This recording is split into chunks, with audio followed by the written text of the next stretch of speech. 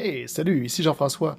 J'ai pensé entre nos épisodes de faire cette petite vidéo-là parce que j'ai vu récemment un article sur un gars qui collectionnait les vinyles, les trames sonores de films en vinyle. Il y avait une des collections les plus imposantes au monde. Et donc, je me suis dit que ce serait peut-être intéressant de faire mon propre top 10 de soundtrack parce que moi aussi, je suis pas un grand collectionneur. J'ai pas les moyens ni la place pour avoir autant de disques que lui. Et j'essaierai de trouver le lien pour vous le montrer, montrer sa collection. Mais donc, je me suis dit que ça serait peut-être intéressant parce que je suis un grand amateur de trames sonores. Souvent, quand je vais dans des magasins de vinyle ou de magasins de disques, tout simplement, c'est la première place que je vois, c'est la section des trames sonores. Et ça a été le cas pas mal toute ma vie. Fait que j'en ai plusieurs des préférés. Ça a été quand même assez dur de faire une sélection, mais j'en ai choisi 10 qui sont mes préférés. Il n'y a pas vraiment d'ordre. Alors, je vais commencer sans plus tarder avec le numéro 10. Alors, ma position numéro 10, c'est The Commitments, volume 1, volume 2.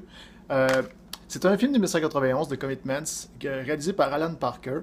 Et c'est basé sur un tout petit roman écrit par Roddy Doyle quelques années auparavant.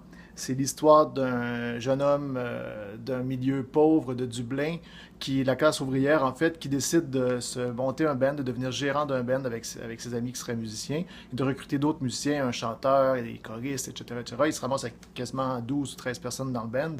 Et c'est un band de soul, de musique soul. Ils reprennent des grands classiques des années 60. Et donc, la musique, moi j'ai vu le film à l'époque, en 91 ou 92, quand c'est passé à super écran, et ça a joué une part importante dans ma vie parce que ça m'a ouvert à la musique soul. Il y a des titres là-dedans, que ce soit Mustang Sally, Chain of Fools, Destination Anywhere, Try a Little Tenderness, qui est une chanson que j'adore, qui a été chantée par Otis Redding et par Three Dog Night et par plusieurs autres. Mr. Pitiful, et c'est ça, beaucoup de chansons de Wilson Pickett, de James Brown. Ces chansons-là m'ont beaucoup marqué. La voix du chanteur de Commitments, Andrew Strong, qu'on ne connaît pas assez et qui chante encore très très bien. Le gars avait seulement 16 ans lors du tournage du film. Il a l'air d'un gars dans la trentaine quasiment. Il a une voix d'un homme mature, mais il a le look aussi. Mais c'est un gars de 16 ans. T'sais. Puis ben c'est ça. Pour moi, c'est une soundtrack. Les deux volumes de la soundtrack, parce qu'il y a des chansons supplémentaires sur le deuxième, ça demeure extrêmement important pour moi. Et je ne le savais pas à l'époque, je ne le connaissais pas, mais il y a dans ce film-là un des musiciens du groupe et un des acteurs du film, donc, qui s'appelle Glenn Hansard. Et Glenn Hansard, on va en reparler tantôt. Mon numéro 9. Vous le savez, en plus du bras de fer, je participe aussi au podcast Horror Gamer. Je suis un grand fanatique de films d'horreur. Et mon film d'horreur préféré, la plupart des gens le savent, c'est Dawn of the Dead de George Romero, 1978. C'est un film que j'adore, que je pourrais regarder des millions de fois et que j'ai vu des tonnes et des tonnes de fois, que ce soit en VHS ou encore sur le fameux coffret de 4 disques en DVD. Et que je... c'est même un film avec lequel je m'amuse, avec des cartes à jouer. Mais ce que j'aime, et on est ici pour parler de la soundtrack, c'est la soundtrack que j'ai ici sur vinyle, et qui est un vinyle que je chéris énormément. C'est un film... ben c'est une musique, en fait, c'est ça, comme c'est écrit ici, ça, la musique de Goblin. C'est un groupe qui a fait de la musique de films italiens, de films d'horreur italiens, puis surtout pour, je dirais, Fulci, puis Argento et tout ça. Et donc, c'est une musique qui est dure à classer parce que ils font du rock, ils font des trucs avec des synthétiseurs qui sont quasiment plus pop, je dirais pas dance ou disco, mais c'est très éclectique. Il y a de la musique aussi un peu aborigène, il y a toutes sortes de trucs, mais c'est une soundtrack qui se tient bien, que tu peux écouter pas mal n'importe quand. C'est sûr que ça donne une impression, ça te met une ambiance de film d'horreur, là, mais n'empêche que c'est une soundtrack que je serais capable de faire jouer pas mal dans toutes les circonstances, ou presque. Et donc, ben c'est ça, c'est mon numéro 9 parce que je trouve que c'est une musique géniale qui sied parfaitement au film et qui s'écoute aussi en dehors du film. Numéro 8, The Stand. La mini-série de 1994 réalisée par Mick Garris est basée sur l'œuvre de Stephen King. La musique est composée par W. G. Snuffy Walden, qui a fait beaucoup de musique de films et de séries télé depuis quand même une bonne trentaine d'années, je pense. Et donc, c'est une musique qui est basée sur la guitare, guitare acoustique, guitare électrique. Mais c'est extrêmement reposant. C'est quelque chose qu'on peut faire jouer à un souper entre amis qui n'ont jamais vu le film.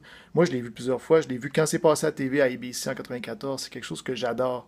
de Stan. C'est très long, ça dure 6 heures, mais je l'ai vu plusieurs fois. Quelque chose qui a mal vieilli, peut-être, qui est cheesy à cause des effets spéciaux et de certains autres trucs, mais c'est une œuvre que j'aime beaucoup, autant le roman que la mini-série. Mais surtout la musique. Ça, c'est le genre de musique que, sérieusement, là, je ferais jouer probablement. Je demanderais que ça joue à mes funérailles. C'est tellement beau. J'ai le mot, le qualificatif pastoral, là, tu sais, c'est de la musique extrêmement reposante. Il y a un thème en particulier sur ce CD-là qui me donne des frissons, qui me fait quasiment, qui me donne envie de pleurer à chaque fois. Mais il faut vraiment l'expérimenter pour comprendre. Je peux pas vraiment vous décrire en mots ce que c'est. Il faut vraiment l'entendre. Donc, je vous dirais de fouiller, essayer de trouver la musique de Stan. C'est une merveille. Numéro 7, l'œuvre culte The Rocky Horror Picture Show. C'est un film qui m'a beaucoup marqué. Je l'ai vu quand j'avais à peu près 16 ans, en 93. Je l'avais enregistré sur VHS. Euh, Après l'avoir vu quelques fois, les fois suivantes, tout ce que je faisais, c'est avancer le film aux chansons, puis je regardais juste les chansons. C'est surtout ça qui me plaisait. Euh, Puis après ça, ben, évidemment, j'ai acheté la soundtrack, j'ai acheté d'autres versions aussi, l'enregistrement du cast de Londres original, etc. Mais ce que j'aime beaucoup, c'est évidemment la voix de Tim Curry, mais tout, en fait, même Susan Sarandon, qui n'est pas une chanteuse, est très bonne là-dessus, Barry Bostwick, la voix de Richard O'Brien, puis de toutes les autres aussi. Il y a vraiment une unité de ton et de... ça passe vite, c'est le fun, c'est joyeux, en même temps que c'est hyper dramatique. Mais c'est ça, la voix de Tim Curry est l'élément central de ça. Et c'est surtout l'élément vendeur, c'est ça pourquoi il faut écouter ça. J'argumenterais que la suite, en fait, c'est pas vraiment une suite, mais le film Shock Treatment, ça c'est la soundtrack en vinyle. Euh, Shock Treatment a de meilleures chansons, selon moi, que Rocky Horror. C'est un statement assez fort, mais il y a beaucoup de gens qui sont d'accord avec moi aussi. Mais c'est pas vraiment pas un aussi bon film.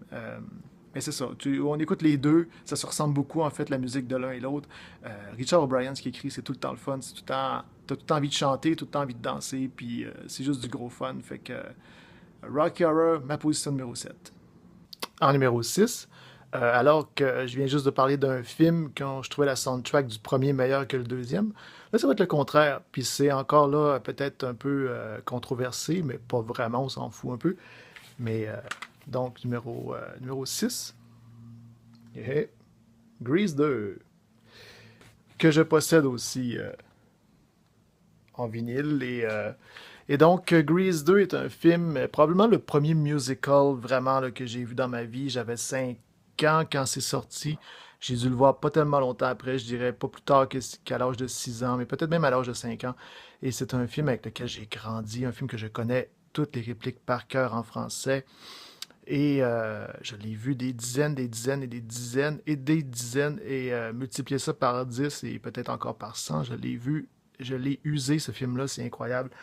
Et la soundtrack, comparativement à celle-ci, la soundtrack du 2, en fait, je la trouve toute bonne. Je trouve toutes les chansons bonnes, tandis que sur le premier disque, il y a quand même quelques petits trucs que j'aime moins. Donc, en termes de ratio, de qualité, moi, pour moi, en tout cas, ça me parle plus. Puis comme c'est le film que j'ai vu en premier dans les deux, ben, je préfère le 2. Et j'ai toujours préféré l'histoire de Michael Carrington qui essaie de joué par Maxwell Caulfield, qui essaie de séduire Michelle Pfeiffer, qui est vraiment sexy et super cool et tout. Là-dedans, c'est sûr que quand j'avais 5 ans, je m'en foutais bien qu'elle soit sexy. Mais aujourd'hui, je trouve que elle a rarement été aussi jolie que dans ce film-là. Et donc, j'aimais beaucoup l'histoire du jeune homme gêné qui essaie de se faire passer pour un gars qui est super bon en moto pour pouvoir voyons, séduire la fille de ses rêves qui, elle, veut absolument avoir un moteur comme petite amie. Et moi, en tant que gars gêné, quand j'étais jeune, à l'école et tout ça, ça me parlait beaucoup. Je suis sûr que j'ai pas été intéressé par les filles tout de suite, mais je veux dire, ça me parlait. C'est du fait que j'étais... Parce que j'étais timide, puis parce que ce personnage-là l'était aussi. Puis donc, ben c'est ça, je me reconnaissais un peu en lui. Et la chanson Who's That Guy demeure pour moi ma préférée. Je peux pas m'empêcher d'avoir des frissons et de la chanter à chaque fois que je l'entends. C'est ça, c'est un disque que j'apprécie énormément. Donc voilà.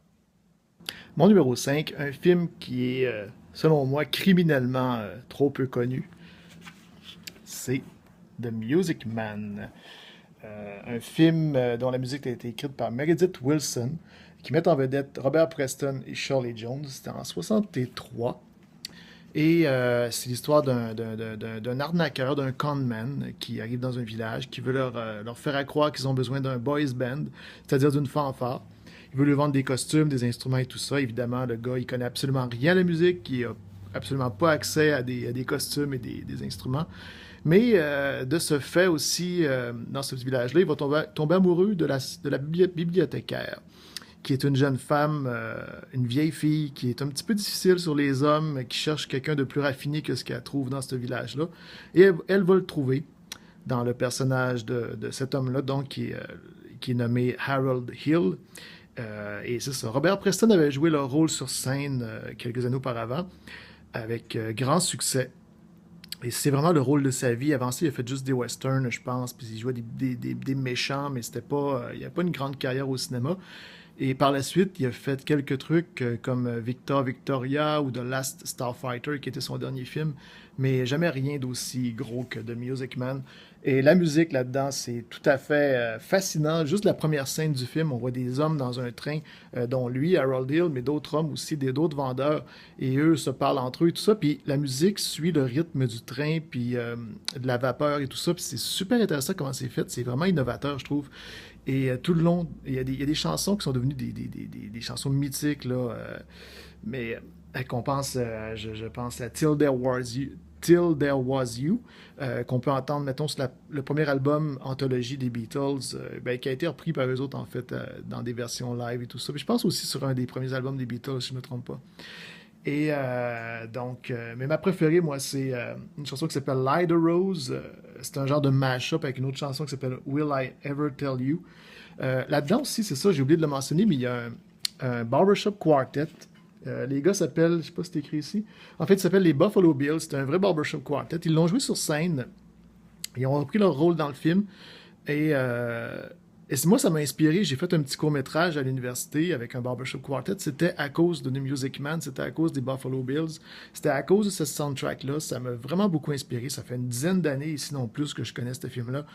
Ça m'a marqué incroyablement. Puis je pourrais justement juste pas me passer de cette musique-là dans ma vie. C'est trop important, c'est trop beau. Et il n'y a pas de mauvaise chanson. Peut-être, il y en a une qui s'appelle Chipoupi. Je ne trippe pas vraiment sur cette chanson-là, mais sinon, en général, la soundtrack, c'est vraiment génial. Alors, The Music Man, allez voir le film, écoutez la soundtrack, je vous le recommande. Mon numéro 4. J'espère que vous m'en voudrez pas trop si je triche, mais ça reste que c'est une soundtrack et je n'ai pas spécifié que ça doit être des soundtracks de long métrage, car cette fois-ci, ben, j'ai eu tantôt la mini-série de Stand, et donc j'ai ici la soundtrack de Twin Peaks, la fameuse série téléculte des années de 1989-90. Et donc, ben, la musique composée par Angelo Badalamenti et a complètement tout changé en termes de musique télévisuelle. C'est drôle parce que ça sonne très cliché, musique de soap d'après-midi avec ses synthétiseurs, quelque chose de très très très années 80, mais ça marche dans le contexte de la série qui elle-même aussi est un genre de parodie des soaps, mais à la manière de David Lynch et à la manière euh, qui mêlait le soap et le trailer et le fantastique et tout ça. La musique s'inscrit parfaitement bien dans le ton de la série et a contribué beaucoup à son succès, je dirais, parce que tu peux pas penser à Twin Peaks sans ne pas penser à la musique. Tu peux pas enlever les images et tout ça, enlever la musique, en fait, je veux dire, et juste avoir la série sans cette musique-là. Tu pourrais pas mettre une musique juste orchestrale ou quelque chose d'autre, tu sais.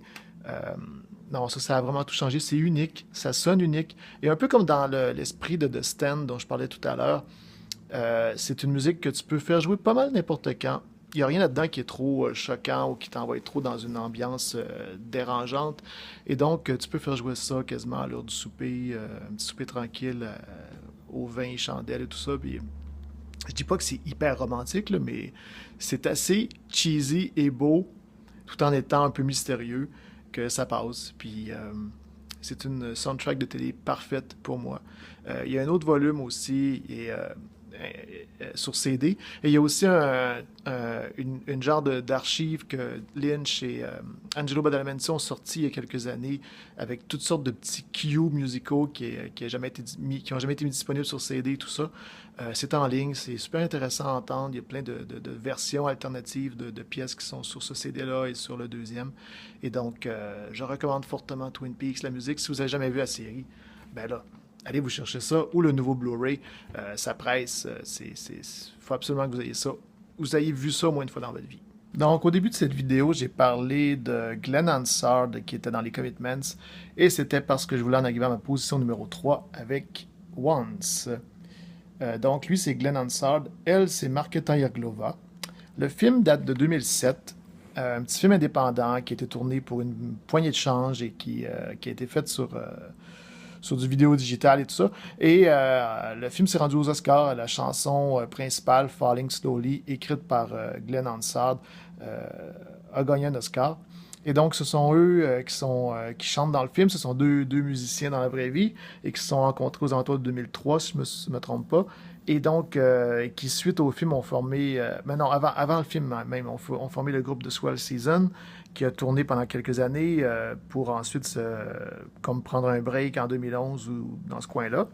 Puis ils sont partis tous les deux dans leur carrière solo. Mais lui, Glenn Hansard, avait déjà une carrière auparavant avec son groupe de Frames en Irlande. Et donc, c'est ça. Il y a une carrière de plus de 25, maintenant, je dirais 25 ans à peu près, avec The Commitments et The Frames et tout ça. Et c'est ça, la soundtrack de Once, c'est des chansons surtout acoustiques, très mélancoliques sur des histoires de peine d'amour et tout ça. Glenn Hansard a ce côté-là très, très, très... ben c'est ça, très mélancolique, très triste dans ses compositions.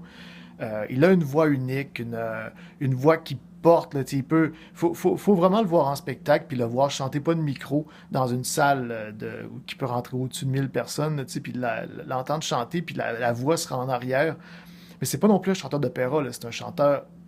il est vraiment dur à décrire, c'est un chanteur folk en fait, puis c'est une voix extrêmement unique, extrêmement puissante. C'est quelque chose que t'aimes ou que t'aimes pas. Moi, j'adore, tu sais. Puis Markéta Irglova, c'est drôle parce qu'elle, c'est complètement le contraste. Une toute petite voix, toute mince. Elle a pris un peu elle s'est améliorée au fil des ans. Là. C'est son nouvel album qui est sorti à l'automne dernier, ou cet hiver, en fait, je me souviens plus de la date, est excellent. Puis on entend la maturité dans sa voix et tout ça, mais puis dans ses compositions aussi.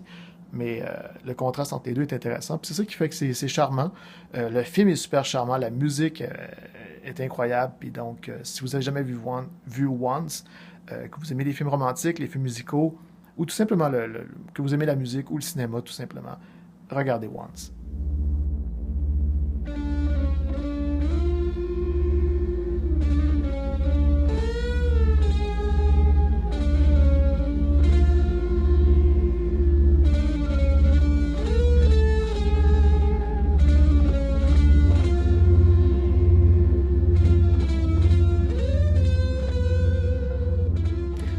Avec ma position numéro 2, vous l'aurez deviné, est Jésus-Christ Superstar. Jesus Christ Superstar, écrit par Andrew Lloyd Webber et Tim Rice. Ça date de 1970, l'album, celui-là du fond. Et c'était juste un album au départ, c'était même pas un show, rien, c'était juste un enregistrement avec Ian Gillan de Black Sabbath dans le rôle de Jésus et Murray Head, qui est un grand acteur et chanteur britannique dans le rôle de Judas. Et donc, et aussi Barry Dennen dans le rôle de Pilate et Yvonne Elliman dans le rôle de Marie-Madeleine. Et donc, c'est ça, c'est un opéra rock qui raconte les derniers jours de la vie de Jésus, narré par Judas, qui essaie de convaincre Jésus d'arrêter de faire ce qu'il fait parce ça va le conduire à sa perte. Et c'est une œuvre qui donne beaucoup d'humanisme à l'histoire de Jésus, tout ça. Je ne suis pas quelqu'un de croyant, mais c'est justement ça l'affaire, c'est que c'est sorti en 70 à une époque où les gens ne croyaient plus tellement, que les jeunes étaient... il y avait beaucoup de hippies, beaucoup de gens qui étaient dans la counterculture, comme ils appellent, puis qui voulaient justement se séparer des valeurs de leurs parents, des valeurs de l'Église et tout ça. Et donc, cette œuvre-là est arrivée dans ce contexte-là. Et c'était assez révolutionnaire, assez marquant. Ça a beaucoup choqué les gens. Et donc, le film est sorti en 1973, après qu'il y a eu un show. Celui-là était le show en 71, 72, dans ce coin-là. Le film, en 1973, est arrivé avec Ted Neely dans le rôle de Jésus, Carl Anderson dans le rôle de Judas, encore Barry Dennen dans le rôle de Ponce Pilate et encore Yvonne Elliman dans le rôle de Marie-Madeleine. Et c'est un film réalisé par Norman Jewison, le Canadien, qui avait fait aussi Fiddler on the Roof 2 ans auparavant. Et donc, moi, c'est un film que tout simplement, j'ai utilisé ce mot-là quasiment tout le long de mon top 10, mais c'est un film que j'adore, que j'ai vu et revu maintes fois. La musique, c'est tout à fait parfait du début à la fin, que ce soit de... La plupart des versions, en général, j'ai pas de problème. C'est sûr que j'ai entendu des versions plus récentes et je veux pas faire le gars qui aime pas les affaires récentes, vraiment pas du tout. Mais c'est pas ça, c'est pas le cas. Mais j'ai entendu une version maintenant en 2000, puis le gars qui faisait Jésus l'avait pas du tout. C'est très particulier, c'est des rôles, c'est des voix qu'il faut avoir. Puis je trouve que les voix des années 70, les voix rock, marchent beaucoup mieux. Les voix de l'époque, la voix de Murray Head sur la version originale de 70, c'est génial, mais la voix de Carl Anderson là-dessus, dans le rôle de Judas, c'est super. Carl Anderson est mort dans les années 2000. Puis c'est d'une tristesse parce qu'il est mort trop jeune, mais il avait une voix superbe. Ted Neely, c'est drôle parce qu'il continue des fois à faire Jésus. Et je l'ai vu sur scène, il avait genre, dans 60 ans d'avancée, il a 30 ans de plus que ce que Jésus avait quand il est mort, mais c'était juste drôle de le voir faire, mais il peut encore atteindre ses notes hautes. La note qu'il atteint dans la chanson Gethsemane, la puissance qu'il a dans cette chanson-là, le côté... le côté sincère et vrai de son jeu, des questionnements de Jésus à la veille de se faire tuer, c'est poignant, c'est touchant, c'est incroyable. Il y a des performances vocales là-dedans, comme je vous dis, là, qui sont tout à fait sublimes. Et si vous n'avez jamais vu le film ou entendu au moins la musique, faites-vous plaisir, allez voir ça. C'est sûr qu'il faut aimer le rock des années 70, mais je pense que c'est pas un problème pour la plupart des gens. Alors, Jésus-Christ Superstar, ma position numéro 2, très fortement recommandée.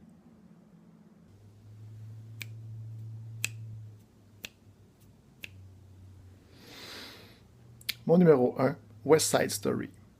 La musique de Leonard Bernstein, les paroles de Stephen Sondheim, la réalisation de Robert Wise, la chorégraphie de Jérôme Robbins.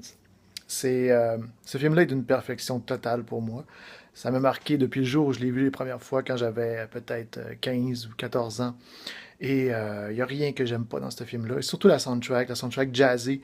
Ce que Leonard Bernstein a fait là-dedans, ça n'a jamais été reproduit, ni avant ni après. Il a complètement révolutionné ce que c'est une soundtrack et comment ça vient refléter les émotions des personnages. On retrouve là-dedans toute la folie, toute l'effervescence, toute l'énergie de l'adolescence, je trouve. Et ce côté à la fois, comme je viens de dire, effervescent, mais aussi tragique lorsqu'il arrive quelque chose dans une histoire d'amour, une peine ou quelque chose comme ça. À l'adolescence, on pense que c'est la fin du monde, on pense qu'on va mourir. D'ailleurs, c'est l'histoire de Roméo et Juliette, ce film-là, donc... Et on a aussi le côté gang de rue, bataille de gang de rue. On a toute cette énergie-là dans la musique. Et c'est une balance, c'est une soundtrack tout à fait balancée entre ça, entre le côté romantique et le côté gang de rue et tout ça. Et pour moi, c'est la soundtrack parfaite et c'est le film parfait. Si vous l'avez jamais vu, lâchez YouTube tout de suite là, puis allez voir le film. C'est un ordre. C'est un chef-d'œuvre. C'est un des plus grands films de l'histoire du cinéma. Je vais me fâcher. Allez le voir. C'est mon numéro 1. Donc, merci beaucoup d'avoir regardé mon vidéo. J'espère que ça vous a plu. Et si oui, il va y en avoir d'autres. Fait que réjouissez-vous. Et à bientôt.